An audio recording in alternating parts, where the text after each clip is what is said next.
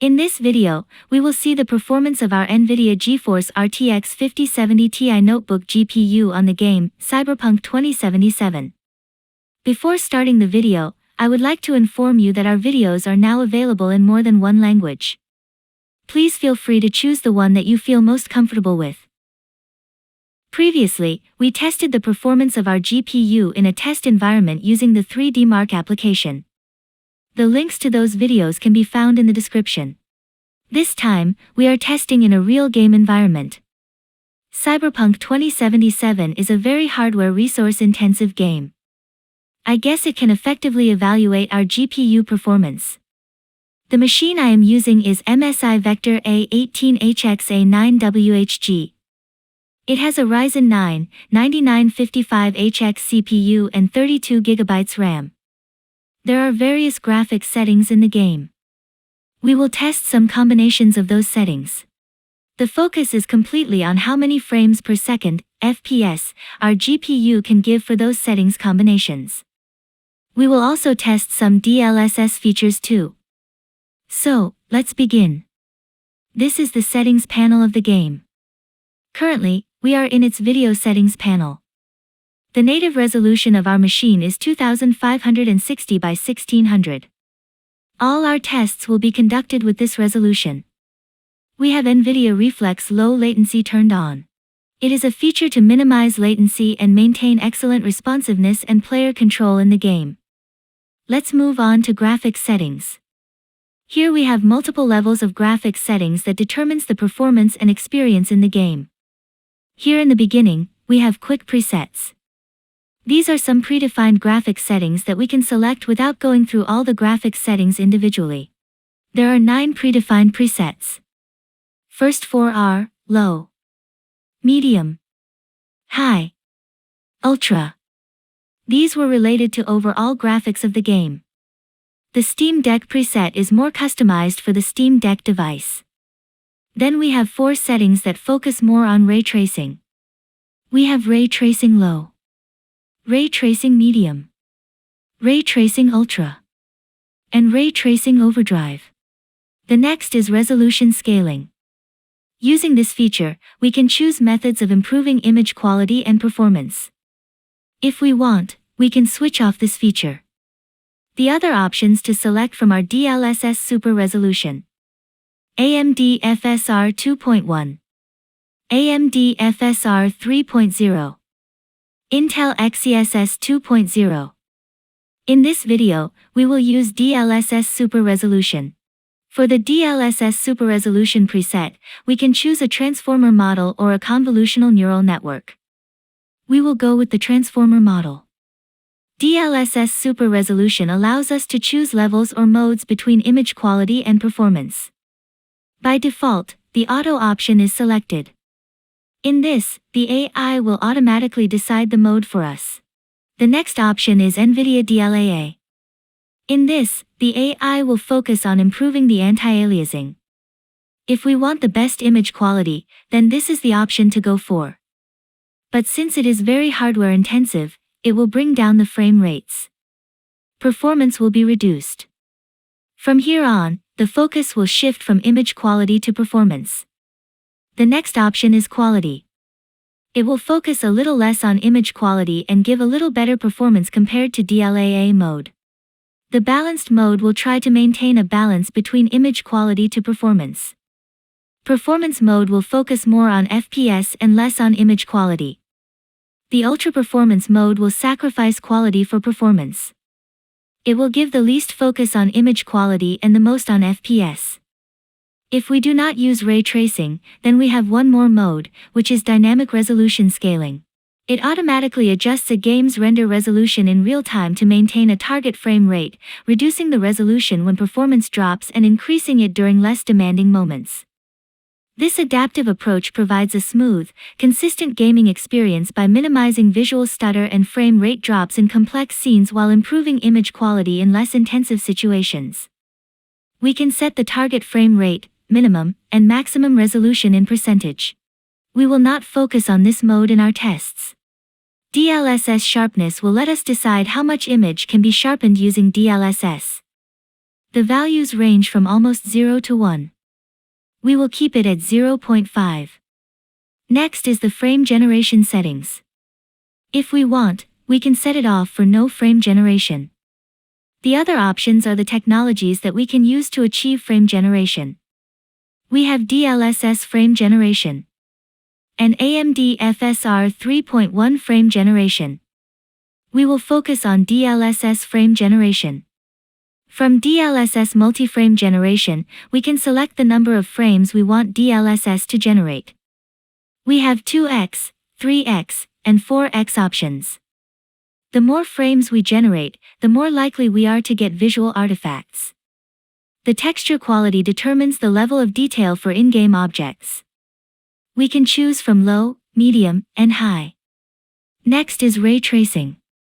We can enable or disable ray tracing technology. It is responsible for lighting, shadows, and reflections. Enabling it improves the aesthetics of the game, but it costs performance. These are individual settings for ray-traced reflections, sun shadows, and local shadows. Ray-traced lighting provides options from medium, ultra, and psycho modes. The next is path tracing. It simulates the physics of light and improves reflections, shadows, and lighting. It is very GPU intensive and affects the frame rate extensively. Then we have crowd intensity. We can select from low, medium, and high. Rest are some basic and advanced graphics settings which we will let the preset decide its levels. So this was an overview of the graphics settings the game provides. We will choose a few combinations of these settings and compare for performance in terms of FPS. The first comparison is between the game presets low, medium, high, and ultra. In this, we have kept resolution scaling and ray tracing off. Fast changing scene should provide better evaluation, hence we are testing in a moving vehicle. We can see that at low preset we are getting more than 100 FPS. For the medium preset, we are getting FPS in the 90s. The high preset is giving FPS in the 80s. Ultra preset is giving us FPS in 60s. The texture and details slightly improve as we move from low preset to ultra. It's hard to eyeball it unless we view it in detail. In this test scene comparison, too, we have game presets low, medium, high, and ultra. Just like the previous test comparison, here also we have kept the resolution scaling and ray tracing off. The difference here is that this scene is not rapidly changing. Hence, we are getting slightly higher frame rates compared to the previous test. Here we are getting more than 135 FPS for the low preset. For the medium preset, we are getting more than 100 FPS. We are getting more than 90 FPS for high preset. And for ultra, we are getting more than 80 frames per second. The texture and details slightly improves as we move from low preset to ultra. Now let's see tests as per preset and various other graphics settings combinations. First, we will see the low preset. The middle scenario is when ray tracing as well as resolution scaling are both off. We are getting above 120 FPS. The top left has just the ray tracing on, including all its subcomponents. The path tracing and resolution scaling are off. With that, we are getting around 34 FPS. The ray tracing is putting a load on the GPU. The lower left scenario has resolution scaling off, but the path tracing is on.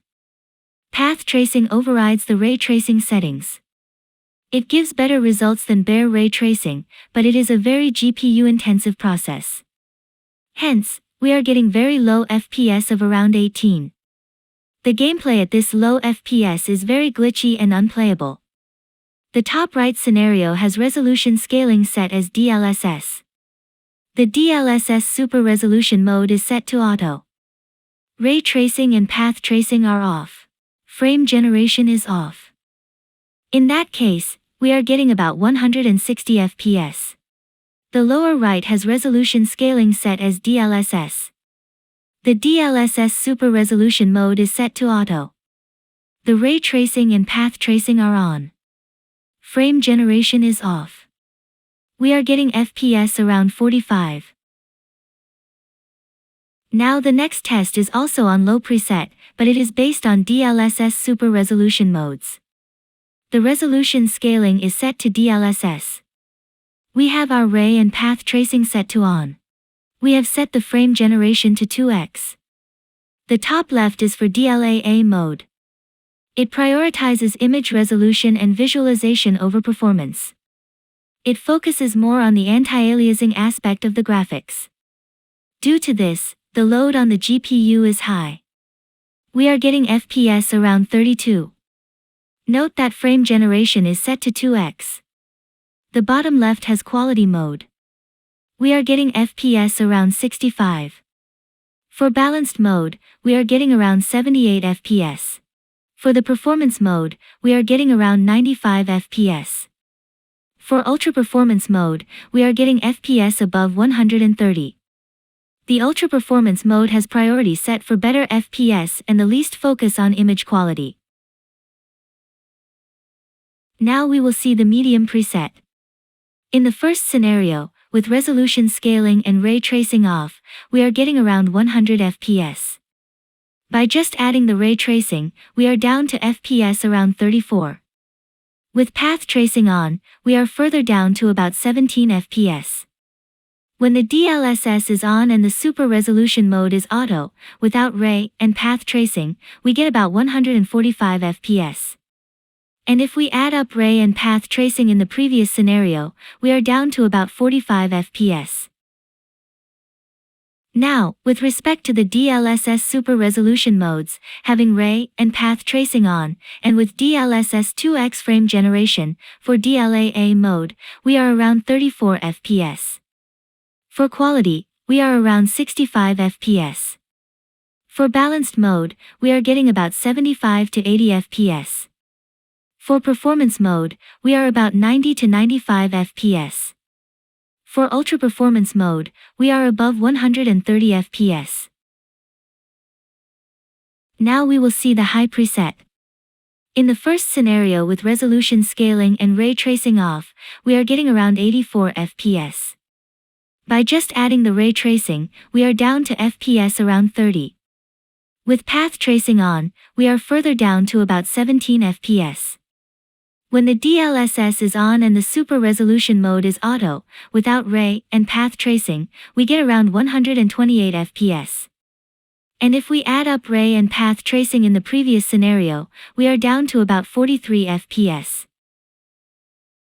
Now, with respect to the DLSS super resolution modes, having ray and path tracing on, and with DLSS 2x frame generation, for DLAA we are just above 30 FPS. For quality, we are around 60 FPS. For balanced mode, we are getting above 70 FPS. For performance mode, we are above 82 FPS. For ultra performance mode, we are about 120 FPS averaged. Let's have a quick look at the ultra preset tests. Without any resolution scaling and ray tracing, the game is running at around 65 FPS averaged. With ray tracing, we are getting about 29 FPS. With ray and path tracing on, we are getting about 17 FPS. When resolution scaling is selected as DLSS and the super resolution mode is set to auto, with no path, ray tracing, and frame generation, we get FPS above 95. And if we add up ray and path tracing in the previous scenario, we get about 43 FPS. With respect to the DLSS super resolution modes, having ray and path tracing on, and with DLSS 2x frame generation, for DLAA mode, we are just above 30 FPS. For quality mode, we are around 60 FPS. For balanced mode, we are getting above 70 FPS. For performance mode, we are above 85 to 90 FPS. For ultra performance mode, we are about 120 FPS. Now let's have a look at the test focusing ray tracing presets. There are 4 ray tracing presets in the game. We have selected only the predefined presets and have not modified any other settings. This is the nighttime scenario showcasing water reflections. We will see the daytime scenario too. At ray tracing low, only ray-traced local shadows are on. Rest all the ray tracing components are off. We are getting more than 110 FPS. This scenario is at the Ray Tracing Medium preset. In this preset, ray-traced local shadows and sun shadows are active. The ray-traced lighting is active and set to medium. We are getting more than 85 FPS. This is the Ray Tracing Ultra preset. In this ray-traced reflection, sun shadows and local shadows are active. The ray-traced lighting is also active and set to Ultra. In this scenario, we are getting about 76 FPS. And the last preset is Ray Tracing Overdrive. In this, all ray tracing components are active. Path tracing, as well as DLSS ray reconstruction, is also active. In this, we are getting about 54 FPS. Let's see some close-up scenarios comparing all 5 DLSS super resolution modes. Here is a close-up video of a tree. In this test, the preset is set to high, ray and path tracing are off, and frame generation is not used. In this test, we are trying to see any visual difference in the image quality. So, we are not considering FPS in this. In the first case, we see a tree with no resolution scaling. It is a detail and texture reference for a bare high preset. The rest of the 5 cases are with resolution scaling set to DLSS and super resolution mode set to DLAA, quality, balanced, performance, and ultra performance, respectively. Still, no frame generation is used. If we look closer, the image quality with DLAA mode is much cleaner. The tree leaves and white ceiling are better looking. Tree leaves are quite distinctive. The quality mode has a little less image quality compared to DLAA. The worst image quality is given by ultra performance mode. The tree leaves look quite smudged and blurred. The main purpose of this ultra performance mode is to improve performance by sacrificing image resolution. Whereas DLAA mode focuses most on image quality and sacrifices performance. Now, in this case, ray tracing as well as path tracing were off. Let's enable them and see the comparison. We see that the DLAA mode gives the best image quality. And the worst image quality is in ultra performance mode. One thing to notice is that when the tree leaves move due to wind, in these scenarios where path and ray tracing are enabled, heavy smudging of the tree leaves takes place. In DLAA mode, very little smudging can be seen on leaves movement. The leaves are still distinctive. The quality mode shows little more smudging of leaves than the DLAA mode. But the worst is in ultra performance mode.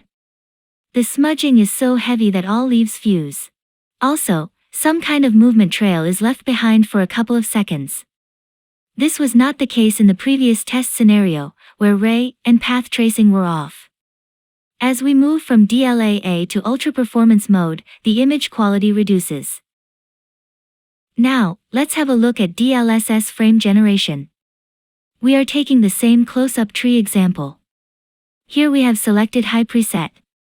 The frame generation technology is selected as DLSS. It is DLSS 4 we are talking about. In this example, the ray and path tracing are off. The DLSS super resolution is DLAA. In the first case, we have our reference with no frame generation. The remaining 3 cases are with frame generation set to 2x, 3x, and 4x, respectively. We can see that as the frame generation increases, the FPS increases. But if we look closely at the tips of the leaves, the quality of the image reduces. The mode is DLAA, hence the image quality is quite better if we compare with the rest of the modes. Now let's switch on the ray and path tracing and see the comparison. If we look closely, when the tree moves, we can see little distortion around the edges and tips of leaves. It becomes more prominent as the frame generation is increased. And we can see that as we enabled the ray and path tracing, the frame rates dropped quite a lot. So this was with DLAA super resolution mode. Let's check with ultra performance mode. Same as previous examples, the preset is high. Ray and path tracing are off. The first case is for reference, without frame generation. since it is ultra-performance mode, the image quality is poor. As we apply and increase frame generation, the image quality becomes more choppy, but the frame rate increases a lot. When frame generation is induced, there is a lot chance of encountering artifacts which affect the playing experience. Let's enable the ray and path tracing and see the results. The image quality is too bad. The distortion, path trails have become so prominent that they ruin the visualization completely. It's better not to enable ray and path tracing when ultra-performance mode is selected. In fact, beyond quality mode, it's better to keep ray tracing and path tracing off, if hardware supports. And better to use only 2x frame generation. Going for more than 2x can increase the chances of encountering game artifacts and poor user experience. But this all depends on the hardware capability of the GPU. One has to modify settings such that the gameplay gives a good experience on their hardware. So these were some performance and feature tests for our Nvidia GeForce RTX 5070 Ti notebook GPU in the Cyberpunk 2077 game. On my machine, the best settings that I personally liked were preset Ultra, resolution scaling set as DLSS, super resolution set as quality, ray, and path tracing enabled, frame generation set to DLSS and 2x, the crowd intensity set to high, ray traced lighting set to psycho. Rest settings were untouched. The game was giving more than 60 FPS most of the time. These settings were good enough for decent gameplay. Note that the GPU in our machine is a notebook version GPU. It has limitations and cannot compete with its desktop version. I hope that through this video, we get the idea about the GPU performance of our machine, MSI A18 HX A9WHG. If you liked the information, then please, like, share, and subscribe to my channel. Thank you for your time and patience. Have a nice day.